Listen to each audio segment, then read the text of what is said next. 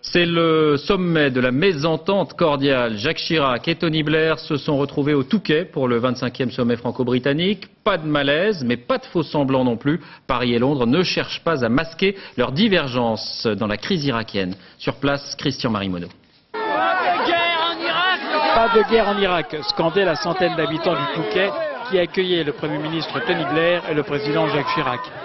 Derrière les sourires de circonstance, les divergences n'ont pas été aplanies, telles que la politique agricole qui avait provoqué l'ajournement du sommet de décembre dernier. Aujourd'hui, la question irakienne divise les deux pays.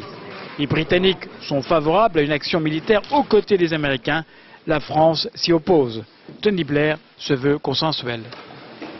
Ce que j'ai appris aujourd'hui, c'est qu'il y a beaucoup plus de choses qui nous unissent que de choses qui nous divisent. La France, membre permanent du Conseil de sécurité, a la possibilité d'utiliser son droit de veto.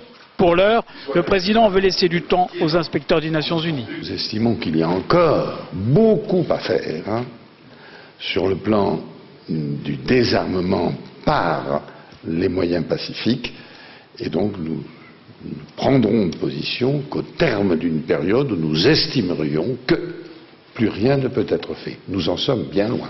Mais un point commun pour Tony Blair et Jacques Chirac, leurs opinions publiques françaises et britanniques sont en très grande majorité hostiles à la guerre.